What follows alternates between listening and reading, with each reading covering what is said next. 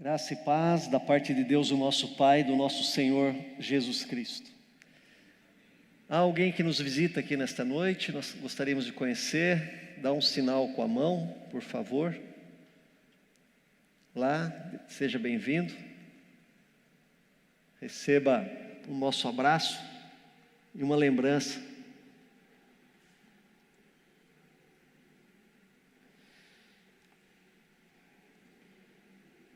Vamos ter uma palavra de oração nesse momento. Pai, em nome de Jesus Cristo, nosso Rei, nosso Senhor, Salvador, graças te rendemos por tudo que somos, temos e fazemos, porque tudo vem das tuas boas mãos e cabe a nós, ó Pai, reconhecer, agradecer, louvar, bendizer o teu nome, te exaltar, te adorar, ó Deus, porque tu és maravilhoso e tem sido o nosso refúgio, a nossa fortaleza, tem sido o nosso provedor, ó Deus, louvado e bendito seja o teu santo nome. E agora, Pai, no abrir da tua palavra, que o teu Espírito possa falar ao nosso coração, testificar, e ó Deus, que o Evangelho nesta noite seja proclamado em nome de Jesus. Amém. Dando sequência à série Redenção, hoje o tema mais denso, tema mais pesado, está registrado no Evangelho de Lucas, no capítulo 15, acompanha comigo, Lucas capítulo 15,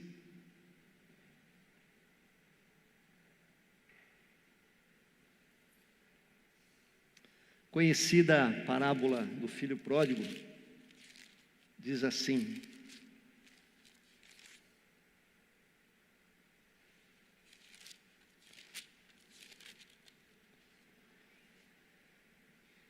aproximaram-se de Jesus todos os publicanos, ou melhor, 15, versículo 11. E continuou: certo homem tinha 2 filhos, o mais moço deles disse ao pai: pai, dá-me a parte dos bens que me cabe. E ele lhes repartiu os haveres. Passado não muitos dias, o filho mais moço, ajuntando tudo o que era seu, partiu para uma terra distante e lá dissipou todos os seus bens, vivendo dissolutamente.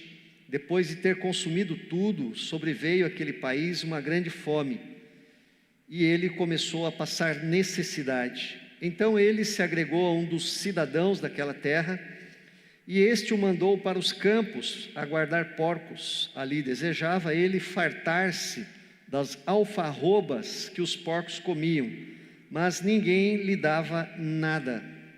Então, caindo em si, disse: quantos trabalhadores de meu pai têm pão com fartura, e eu aqui morro de fome?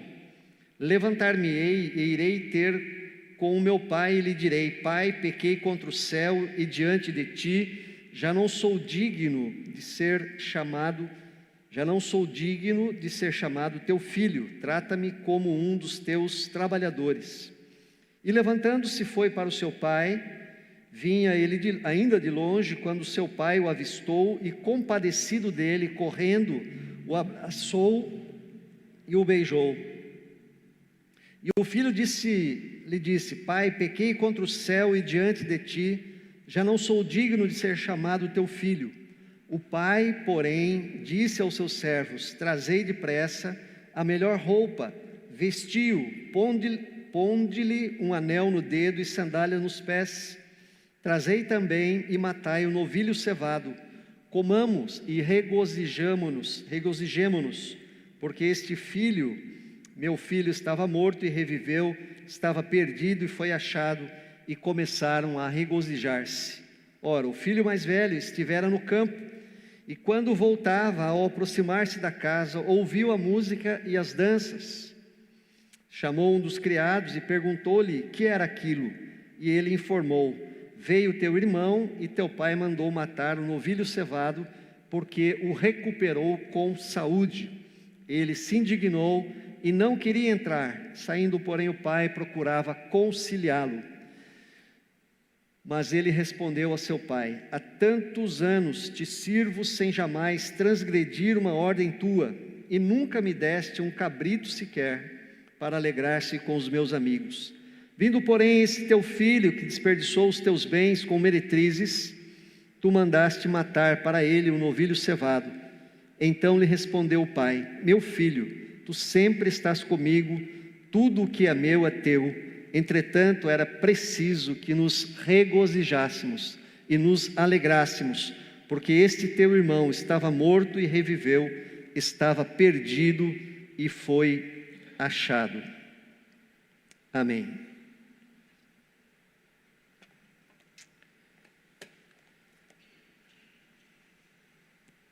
Semana passada nós demos início à série Redenção, e o assunto que foi trazido na semana passada foi a criação.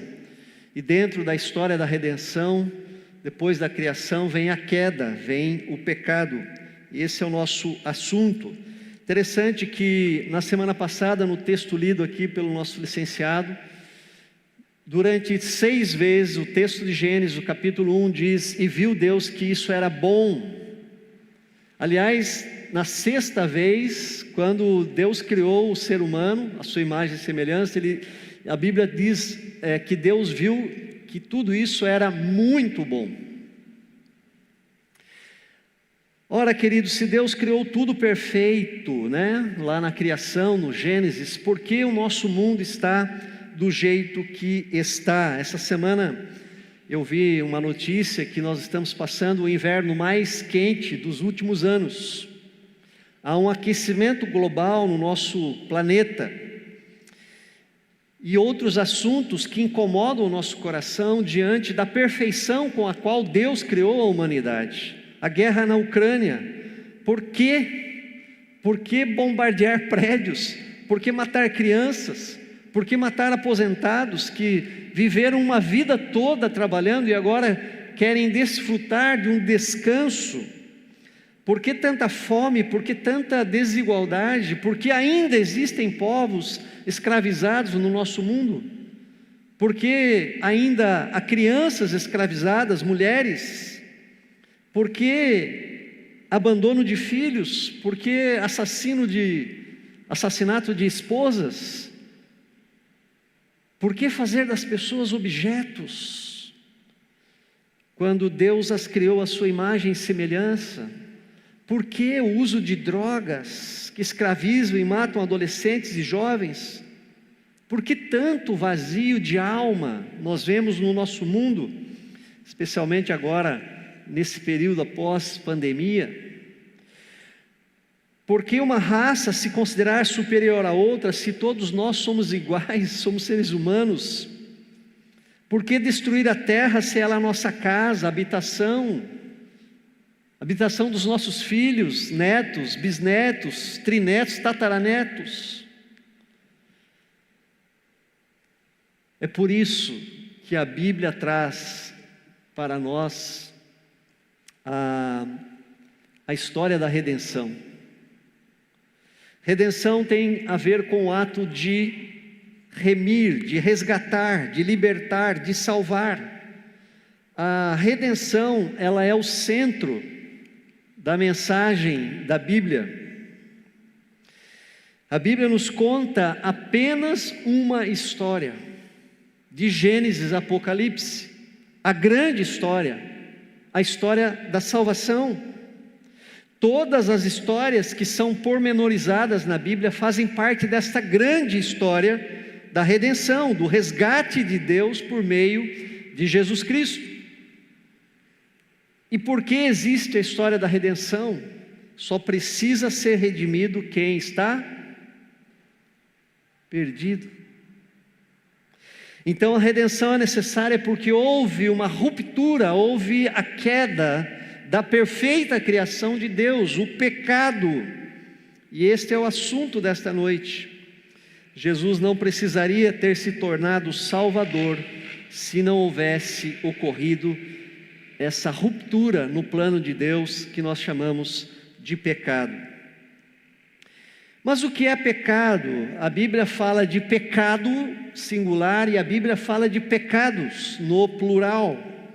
Então nós vamos começar pela raiz, o singular.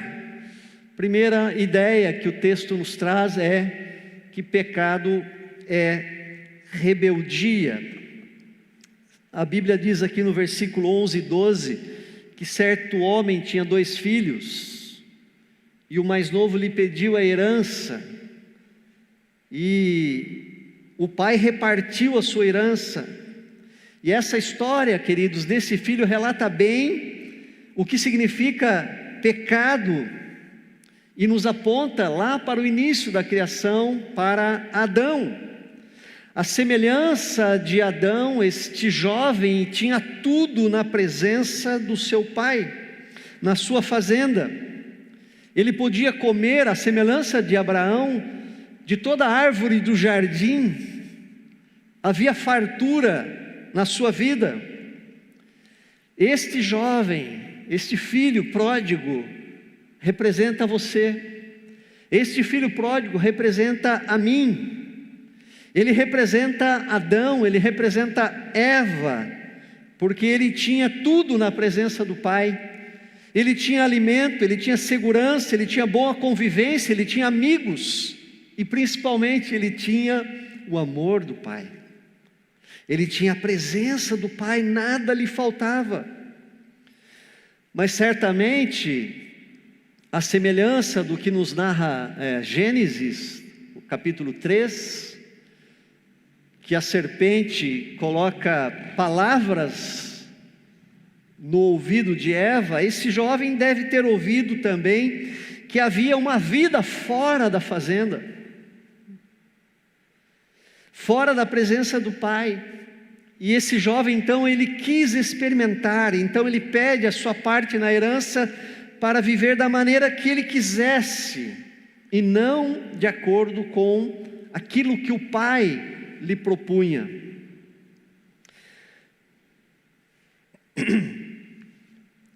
É isso que aconteceu, e ele então sai da presença do Pai. O que é pecado? Pecado é rebelião, pecado é rebeldia. Esta é a melhor definição de pecado. Negar a vida dada pelo Pai, desejar viver a sua própria vida.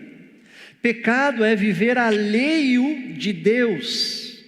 Pecado é rebelião contra o Criador. Pecado é a criatura viver independente de seu Criador. Pecado é um desvio do plano. Pecado é um desvio do início. Pecado é uma insurgência contra o plano amoroso de Deus. Pecado é abandono da origem, é o rompimento com aquilo que Deus tinha dado e Deus tinha estabelecido. Essa foi, no Antigo Testamento, a principal mensagem dos profetas. Vocês apostataram, vocês desviaram, vocês se tornaram infiéis, vocês abandonaram o Senhor, vocês quebraram a aliança, vocês deixaram o Senhor para seguirem outros deuses, vocês viraram as costas para Deus. Muito semelhante do que o jovem aqui fez na parábola que nós lemos. Queridos, nós estamos falando de pecado no singular. Pecado é o início, a quebra. É o que a teologia chama de elemento primário. O que vem depois são pecados. Quando Caim mata o seu irmão Abel, isso é pecados, consequência do pecado. Já está na categoria de pecados. Não é um elemento primário, que é a rebeldia do ser humano contra Deus, o afastamento. Pecado é a fonte primária, porque é o reverso do início de tudo, da fonte primária que nós chamamos de criação. Pecado é oposição à criação perfeita de Deus. Pecado é, por definição, uma oposição a Deus. Pecado, outro detalhe importante aqui, né? Pecado só é pecado em relação a Deus. Não existe pecado no mundo material, na relação humana, nas relações de direito. Pecado é uma palavra, um conceito apenas dentro da religião.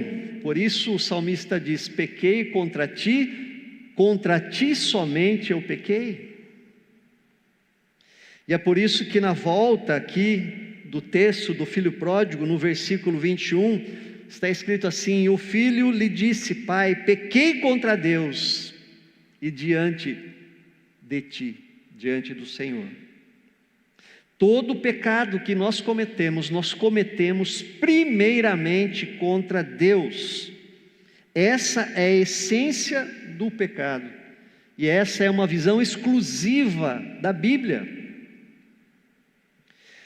O mal, entendido como pecado, é uma mudança na relação do homem com Deus, é a quebra da comunhão com Deus, devido à desconfiança, devido à oposição.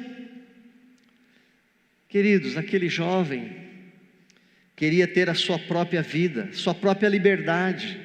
Isto é pecado. O ser humano quer estar no nível com Deus, e fazendo assim, ele se torna independente de Deus.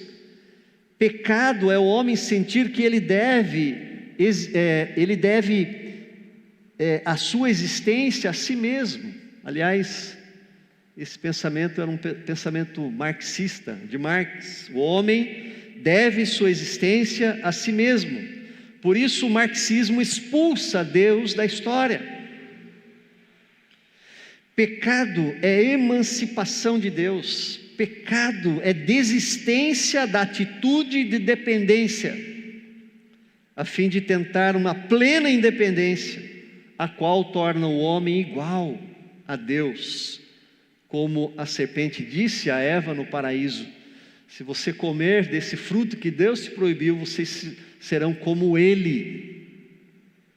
Como Ele. Então, terminando esse primeiro ponto sobre o que é pecado, e a gente pode dar um outro nome para pecado, significa queda. Pecado é desejo pela autonomia do homem. E a autonomia está tão na moda hoje, no século 21, né? Portanto, em última instância, é a negação de Deus e a autodeificação. O homem tira Deus do centro e se coloca no centro como Deus. Isto é pecado no singular. Agora, o que significa pecados?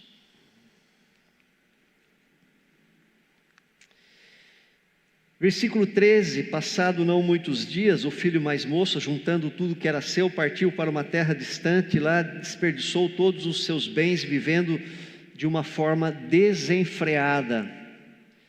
E lá no final da parábola, o filho mais velho acusa o filho mais moço, dizendo: quando veio esse filho que sumiu com os bens do Senhor, gastando tudo com prostitutas, o Senhor mandou matar um bezerro gordo para ele.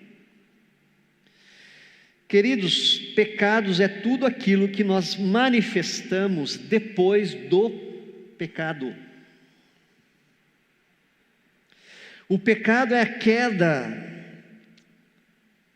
O pecado é a queda do filho pródigo, assim como de Adão e Eva.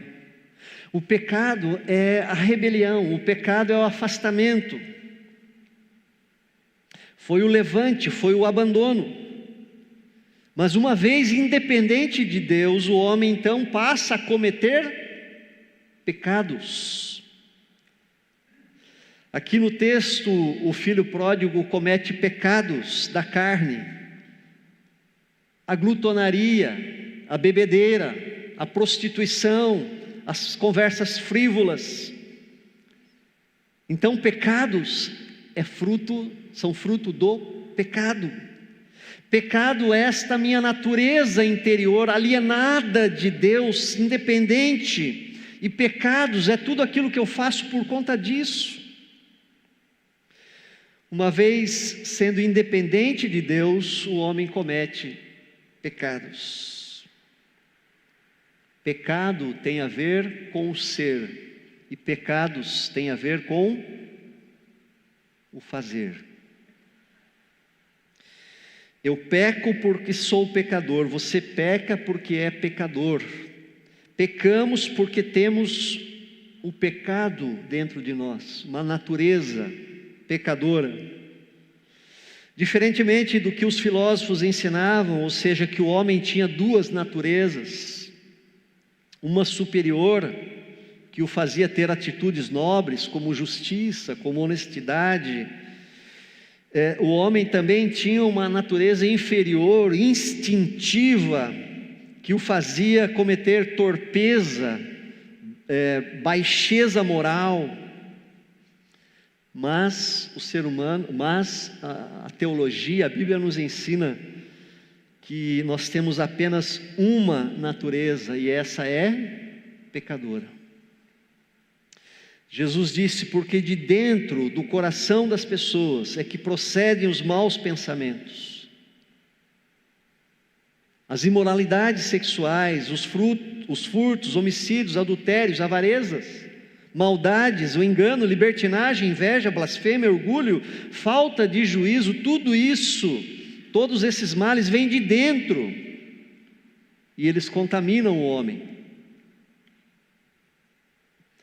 Então, aqui nós estabelecemos a diferença do pecado como queda, como rebelião, como separação, como alienação de Deus, da humanidade, do seu Criador, e de pecados, ou seja, tudo aquilo que nós fazemos contra Deus e contra a sua palavra. Eu sou, por isso faço. Você é, por isso você faz. Somos pecadores, por isso cometemos pecados. Uma terceira coisa importante sobre o tema dessa noite, pecado, e sobre a parábola do filho pródigo, é que ela nos ensina a universalidade do pecado. Veja, do versículo 25 ao 29, conta a narrativa do filho mais velho, que estava no campo e voltava e viu aquela música, aquelas danças, aquela alegria, aquela festa, aquele cheiro nobre, de uma carne assada. E ele pergunta: o que está acontecendo? É o teu irmão que voltou, e o teu pai mandou matar um novilho cevado. E o filho mais velho não quis entrar na festa, ele ficou indignado. E o pai, que também o amava, tentava conciliá-lo e fazê-lo entrar na festa. E ele responde ao seu pai: faz tantos anos que eu sirvo o Senhor, e nunca transgredi um mandamento seu, mas o Senhor nunca me deu um cabrito sequer para fazer uma festa com os meus amigos. E aqui cabe uma pergunta crucial: qual dos dois filhos estava perdido?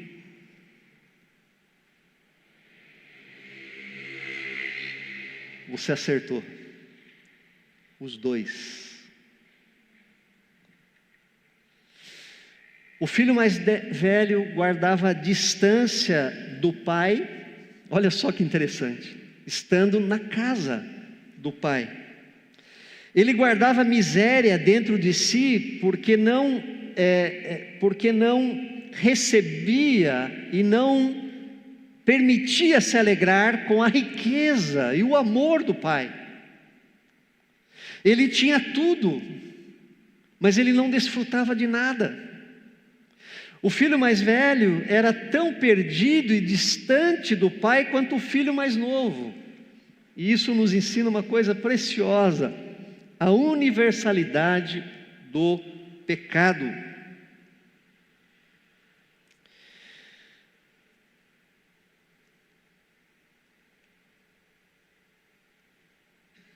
Uma vez perguntaram para Jesus: bom mestre, o que farei para herdar a vida eterna? E Jesus responde: por que me chamas bom?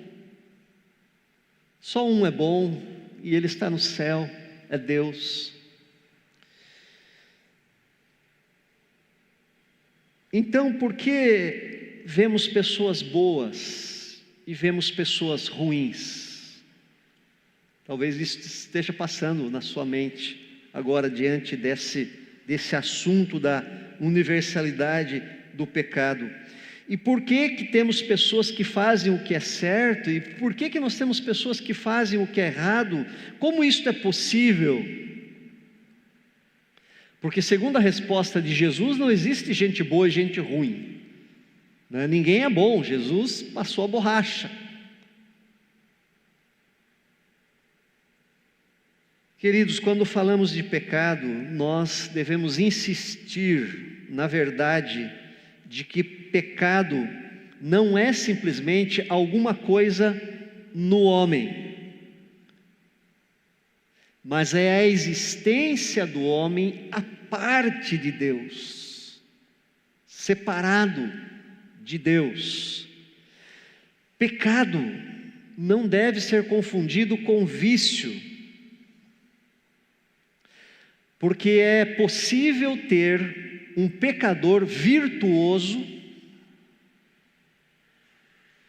assim como um pecador vicioso.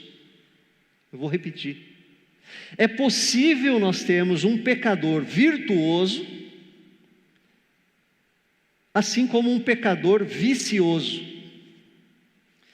É o que nos mostra essa parábola, tanto quanto nos mostra a vida de Nicodemos e a própria vida do apóstolo Paulo. Este filho mais velho fazia coisas boas. Este filho mais velho respeitava seu pai. Ele era trabalhador, ele ajudava seu pai, ele estava longe. Quando o filho mais jovem voltou, ele estava no trabalho, ele estava servindo o seu pai. Quando o filho pecador chegou, ele estava realizando as suas tarefas, ele era um filho obediente, e como ele mesmo disse, faz tantos anos que eu sirvo o Senhor e nunca transgredi um mandamento seu. O filho mais velho não era rebelde, não era pecador, ele não era esbanjador, ele não era promíscuo.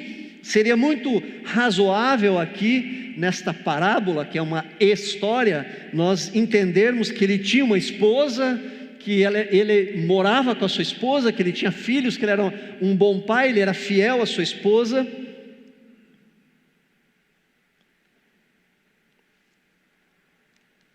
Mas os pecados na vida desse filho, que era íntegro ou virtuoso, não eram visíveis, mas o pecado singular estava lá, em seu coração. Veja o rancor, veja a mágoa que havia no coração desse filho mais velho. Veja a frieza, veja a distância que havia do pai, mesmo estando tão perto do pai, não havia amor, não havia intimidade com o pai. E aí nós fazemos uma correlação, um paralelo com a vida de Nicodemos, um homem sério, um homem respeitado na sociedade da época de Jesus, um homem bom, um homem sincero, um homem que tinha bom testemunho dos demais. Nicodemos. E o que Jesus disse a Nicodemos? Olha, Nicodemos, com muito amor, eu preciso te dizer uma coisa: importa-vos nascer de novo. Você precisa nascer de novo.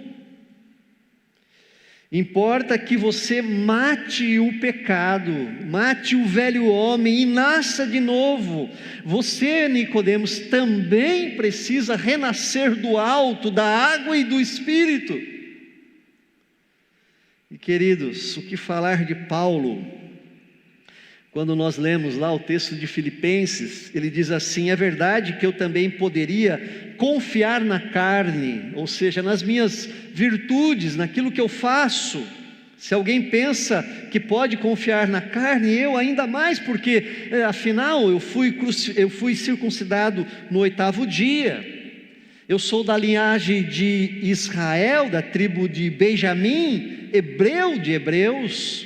Quanto à lei, eu era fariseu. Quanto ao zelo, perseguidor da igreja. Quanto à justiça que há na lei, eu era irrepreensível.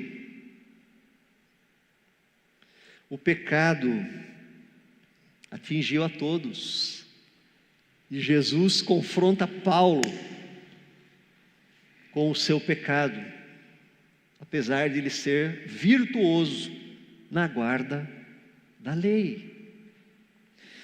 O pecado atingiu a todos, ninguém escapa, por isso que o salmista disse, Paulo repetiu, todos se extraviaram, todos se desviaram, todos juntamente se fizeram inúteis, não há quem faça o bem, não há um sequer.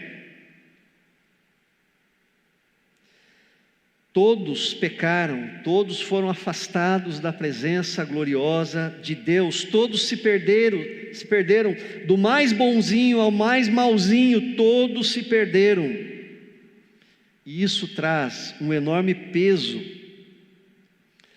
sobre aqueles que se consideram pessoas boas. Isso traz um enorme peso sobre mim também, porque eu me considero uma pessoa boa. O que será de nós, queridos, mesmo sendo pessoas boas? Continuamos perdidos em estado de separação de Deus, porque afinal a questão não é fazer, a questão é ser. O bom é pecador, assim como o mau sujeito também é pecador. E qual o salário do pecado? Versículo 14 e 16: depois de ter consumido tudo, sobreveio àquele país uma grande fome, e ele começou a passar necessidade. Então foi pedir trabalho a um dos cidadãos daquela terra, e este mandou para os seus campos a fim de cuidar de porcos. Ali ele desejava comer das alfarrobas que os porcos comiam, mas ninguém lhe dava nada. Aquele jovem passou fome, aquele jovem foi exposto ao pior dos trabalhos para um judeu, cuidar de porcos. Do ponto de vista religioso, isso era uma blasfêmia, uma impureza das grandes para o judeu. Aliás, nenhum judeu religioso, de religião judaica, fazia isso. Era impensável um judeu cuidar de porcos. Os pastores que cuidavam de ovelhas já não eram bem vistos pela sociedade religiosa judaica. Cuidar de porcos, então, era impensável. O que o pecado, no singular, o que a rebelião contra Deus faz do homem? O leva à miséria total.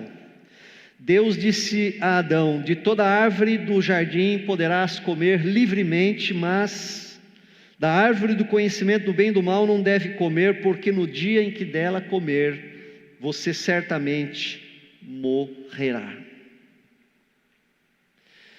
Por isso o apóstolo Paulo disse que o salário do pecado é a morte espiritual, a alienação, a separação de Deus, a miséria espiritual, o vazio espiritual, a culpa, o medo, a agonia, a aflição, o sofrimento. Tudo isso aquele jovem estava sentindo longe do Pai, miséria total. Por isso, queridos, que Jesus explicitou: se você quiser salvar a sua vida, como o filho pródigo quis, você vai perdê-la. Mas se você perder a sua vida por amor de mim, você irá salvá-la. Se você quiser ter a sua própria independência, a sua própria liberdade, você será, na verdade, escravo. Mas se você abrir mão da sua liberdade para ser meu discípulo, você será verdadeiramente livre. A opção de Adão, a opção do filho pródigo, a opção minha e sua, foi viver a própria vida. O pecado de Adão foi o meu pecado. O pecado do filho mais novo foi também o meu pecado. Assim como o meu pecado é o seu pecado e o seu pecado é também o meu pecado. Nós estamos todos perdidos. Isso é o que chamamos de pecado, de queda. Deus criou tudo perfeito e puro. Nós fomos rebeldes. Estamos, portanto, sem exceção alguma, todos perdidos.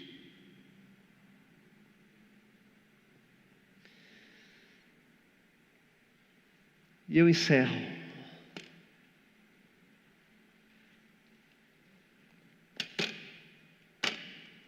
A boa notícia é que existe um pai sentado na varanda da casa, olhando para o horizonte, para o portão, esperando a volta do filho.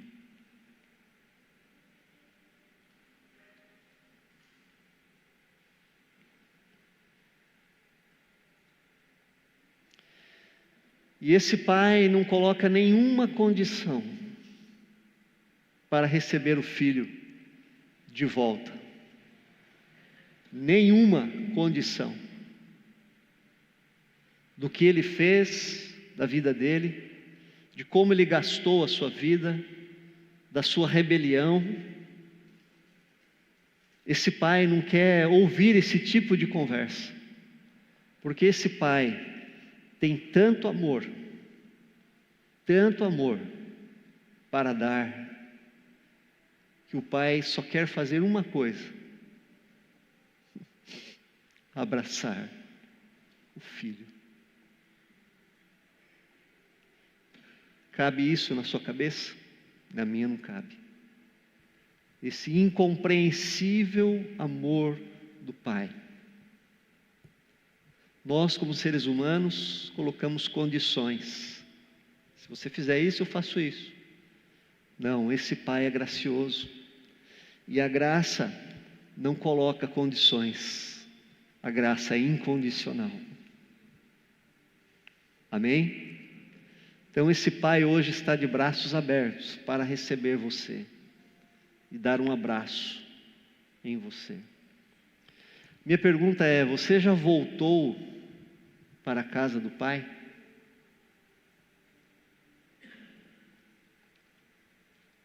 Feche os teus olhos.